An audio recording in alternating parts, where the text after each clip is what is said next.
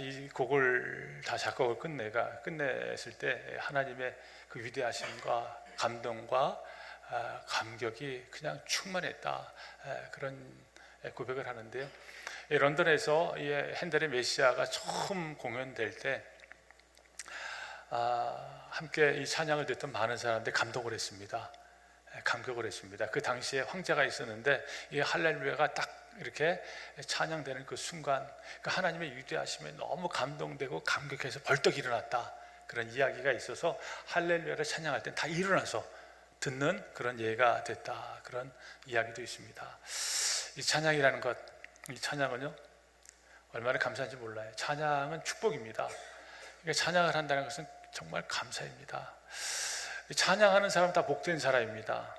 예수 믿는 사람들의 가장 강력한 힘은요 여러 가지가 있지만은요 찬양입니다.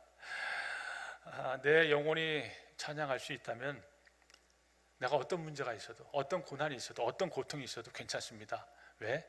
찬양을 통해서 그 모든 어려움과 고난과 위기를 극복할 수 있는 힘을 주기 때문에 그렇습니다. 무엇보다도 예수 믿는 사람들은요 내가 하나님의 위대하심을 경험할 때, 하나님의 그 위엄을 경험할 때 그때 찬양하겠다, 그런 마음으로 하나님을 찬양하는 분들은 정말 소중한 그런 분들입니다. 그래서 찬양은요 하나님의 위대하심을 높이는 거예요. 이게 찬양입니다. 오늘 본문도 찬양입니다.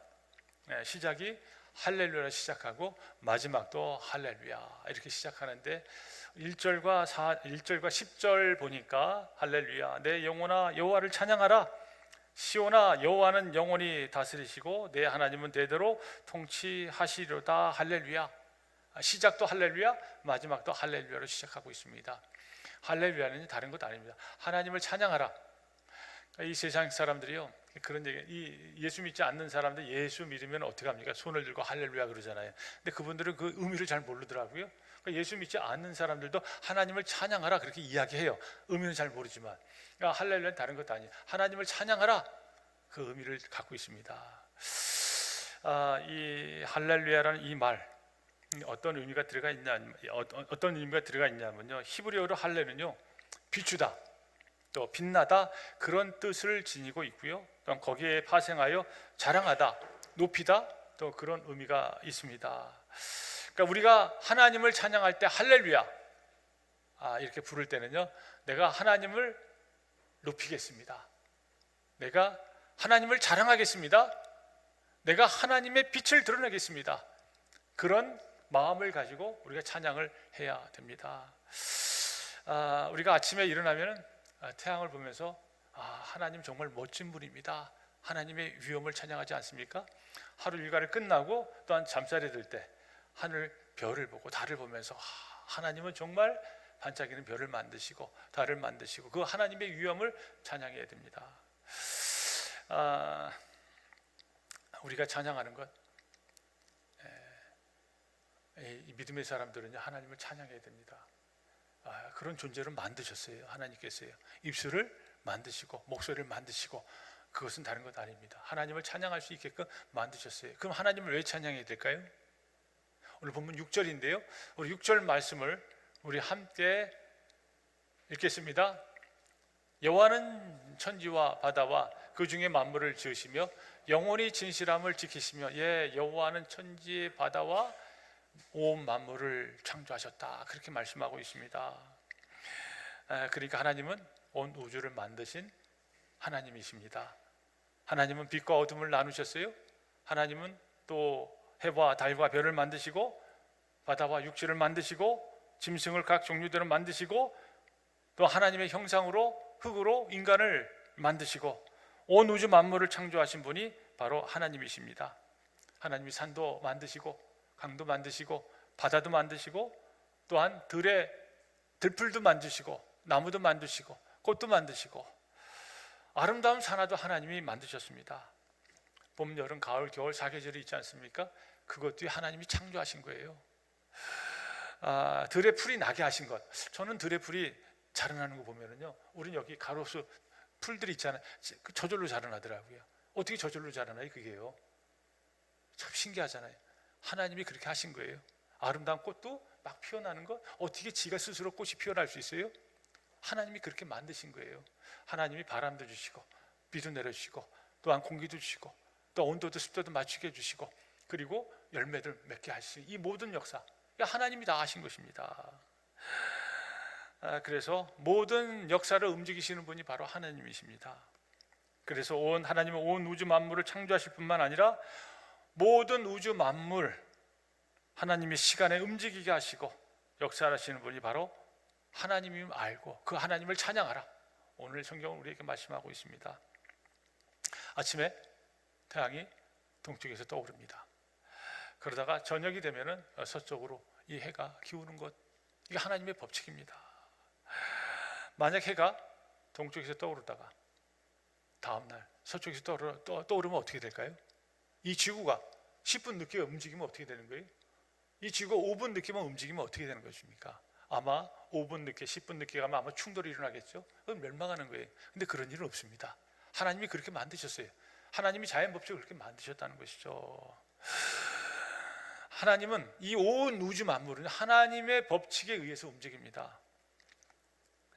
그래서 이 지구는 하나님의 창조 법칙에 의해서 움직이는데 하나님의 법칙은 변함이 없습니다.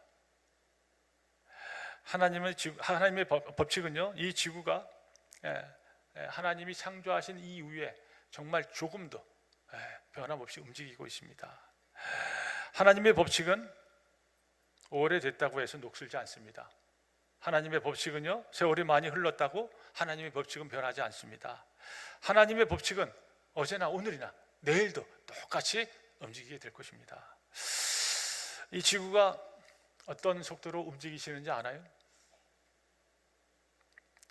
놀라지 마십시오. 지구는 자전하게 됩니다. 이 서쪽에서 동쪽으로 움직이게 됩니다. 우리가 자동차 운전하시지 않습니까? 자동차 전용도로 속도가 110에서 120km예요. 110km만 달려도 굉장히 빠른 속도입니다. 어떤 분들은요, 자동차만 타면 카레이서가 되는 분들이 계십니다. 제가 아는 분도 계세요. 그분은 이렇게 너무너무 이렇게 한 학기 동안 수업을 하다가 너무 스트레스를 받으니까 자동차를 몰고 고속도로 간대요. 그럼 막 신나게 달린대요. 그럼 한 달 뒤에면은 이렇게 딱지가 많이 날라온대요. 그러면 보면은 한 6장 7장씩 날라오는데 보니까 160, 170이래요. 자기는 달릴 때 잘 모른다고 하더라고요. 스트레스 다 풀린대요.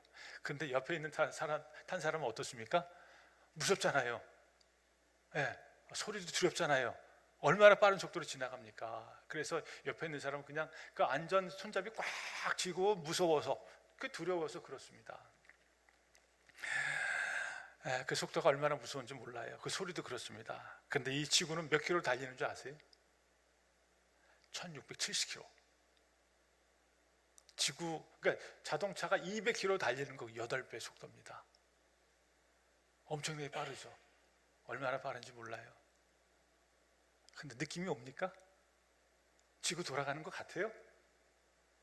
지구 돌아가는 소리 들려요? 안 들리잖아요. 감도 전혀 못 느끼잖아요. 얼마나 놀라운 솜씨인지 모릅니다. 그잖아요, 그죠? 지구는 이게 기울어져 있잖아요. 지구본 보세요. 기울어져 있죠. 지구본 보면요, 23.5도로 기울어져 있습니다. 지구가 기울어져 있지 않으면 어떻게 될까요? 한 곳은 다 얼어버려요. 한 곳은 태양이 너무 쨍쨍해서 다 죽어버려요. 기울어야지 이게 돌면서 회전이 되면서 골고루 태양 에너지가 다 비춰지는 거예요. 그러니까 모든 생물이 다 자라나는 거예요. 이렇게. 너무 놀랍지 않아요? 어떻게 하나님이 이렇게 창조하셨을까? 저는 너무너무 감사해요. 이 지구가 23.5도로 기울어지고 1670km 쌩쌩 달리는 거예요. 지구가 떠 있잖아요. 떨어지지 않아요. 충돌하지 않아요. 속도도 전혀 느낄 수가 없어요. 소리도 전혀 듣지 못하는, 이거를 볼 때마다 하나님이 정말 멋진 분이구나. 이런 지구를 볼 때마다 하나님을 경탄하지 않을 수 없다는 것이죠. 그래서 이 온 우주 만물을 보면 하나님께서 창조의 하나님, 역사를 움직이시잖아요.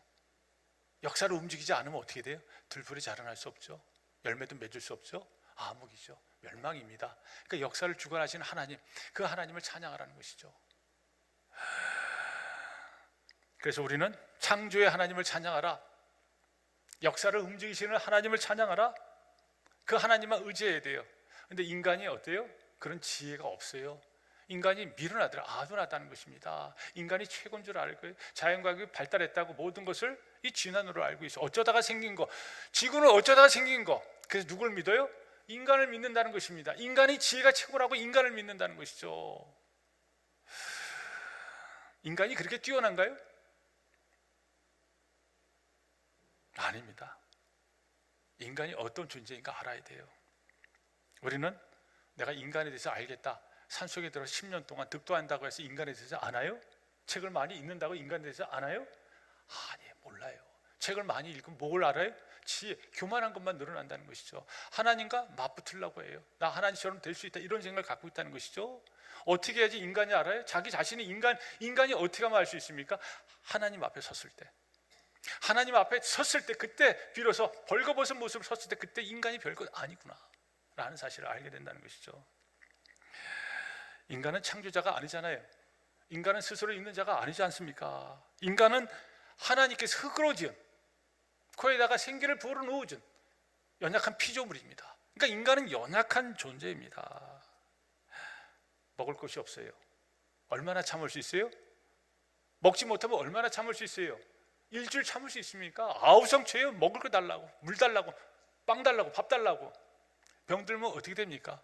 인간이 다 그냥 쭈그러드는 것처럼 난 별 볼 일 없는 존재라고 자책하면서 무너지는 것, 인간이 연약하기 때문에 그런 것입니다. 그래서 인간은 하나님이 만들어 온 연약한 피조물에 불과합니다. 그래서 인생을 의지하지 말라. 3절에 보니까 3절 좀 한번 열어주시기 바랍니다. 귀인들을 의지하지 말며 도울 힘이 없는 인생도 의지하지 말라, 그렇게 말씀하고 있습니다. 여기 귀인들이래요. 귀인들은 다른 것 아닙니다. 돈 있는 사람들, 지혜 있는 사람들, 권력 있는 사람들, 명예 있는 사람들. 인간이 그런 사람들 좋아하잖아요. 그런 사람들 거기에다가 몰려들잖아요. 돈 있는 사람, 권력 있는 사람들 거기 잔뜩 몰려들지 않습니까? 근데 어때요? 그런 사람 의지하지 말라는 것입니다. 가장 어리석은 사람이 인생을 의지하는 것입니다. 그러면 하나님께서 왜 인생을 의지하지 말라 말씀할까요? 우리 4절 말씀을 우리 함께 읽겠습니다. 그의 호흡이 끊어지면 흙으로 돌아가서 그날에 그의 생각이 소멸하리로다. 아멘. 인생이 그렇습니다. 인생이 호흡이 끊어지면 한 줌의 죄로 가요. 인생이 호흡이 끊어지면 한 줌의 먼지로 사라진다는 것이죠. 아무리 힘센 사람도, 아무리 돈이 많은 사람도, 아무리 권력이 높은 사람도 호흡이 끊어지면 한 줌의 죄로 사라진다, 그렇게 말씀하고 있습니다. 그것이 인생입니다. 나는 안 죽을 거다, 그런 분이 계시나? 아니라는 것이죠. 때가 되면 다 인생은 호흡이 끊어져요. 그 한 줌의 죄로 날아가는 것입니다. 화무심이롱이라는 말이 있습니다. 아름다운 꽃도 열흘을 못 가요. 내가 그렇게 예뻐하는 꽃 있잖아요. 열흘 갑니까? 아니요. 그렇게 아름다운 꽃도 열흘을 못 가듯이 돈을 많이 가진 사람도, 권력을 가진 사람도, 지혜가 가진 사람도 언젠가는 결국은 호흡이 끊어진다는 것이죠. 사라진다는 거예요. 소멸한다는 것입니다. 그것을 깨달아야 된다는 것이죠. 그래서 인생을 의지하지 말라, 돈을 의지하지 말라, 재물을 의지하지 말라, 사람을 의지하지 말라, 힘 있는 자를 의지하지 말라. 호흡이 끊어지는 날 인생을 소멸되기 때문에 그렇습니다. 그럼 누구를 의지해야 될까요? 누구를 붙잡아야 될까요? 하나님을 붙잡으라는 것이죠. 하나님을 의지하래요. 왜 하나님을 붙잡고 하나님을 의지해야 되나요? 우리 본문 5절 말씀을 우리 함께 읽겠습니다. 야곱의 하나님을 자기의 도움으로 삼으며 여호와 자기 하나님에게 자기의 소망을 두는 자는 복이 있도다. 아멘. 여기 보니까 야곱의 하나님을 자기의 도움으로 삼으며 또한 여호와 자기 하나님에게 자기의 소망을 두는 자는 복이 있도다, 그렇게 기록하고 있습니다. 여기 보니까 야곱의 하나님이라고 기록하고 있어요. 야곱은 나에게 도움을 주는 분이 하나님이다, 내게 소망을 주는 분이 하나님이다, 늘 그런 고백을 했습니다. 야곱 알잖아요. 야곱이 어떤 사람이죠? 대단한 사람이에요. 꾀도 있습니다. 그리고 인간적으로 보면은 굉장히 탁월한 사람입니다. 그러나 자기 꾀와 자기의 능력으로 행할 때마다 많은 어려움이 있었어요. 많은 힘든 일이 있었어요. 형을 속이잖아요. 아버지를 속여서 외삼촌 라반의 집에 가서 자기 아내를 얻기 위해서 열심히 일했는데 자기 외삼촌에게 속임을 당해요. 그러니까 야곱의 인생이 자기도 속이고 자기도 속는 인생이었어요. 근데 그 인생을 보니까 엄청난 고난과 역경이 있었어도 그런 위기 가운데서도 하나님께서 그를 지켜주시고 그를 보호해 주셨습니다. 이처럼 이 시인은 야곱의 생애를 통해서 하나님의 도움을 주시는 분으로 소개하면서 야곱이 여기까지 올 수 있었던 그 모든 것은 하나님의 도움이셨다, 그런 고백을 하게 됩니다. 기독교 신앙에서 정말 중요한 핵심이 바로 여기에 있습니다. 우리가 어떤 일을 할 수 있습니다. 우리가 어떤 일을 할 때 우리가 계획을 하잖아요. 우리가 준비를 합니다. 우리가 기도를 합니다. 내가 수고를 합니다. 내가 열심히 헌신하고 내가 모든 것을 다 바쳐서 합니다.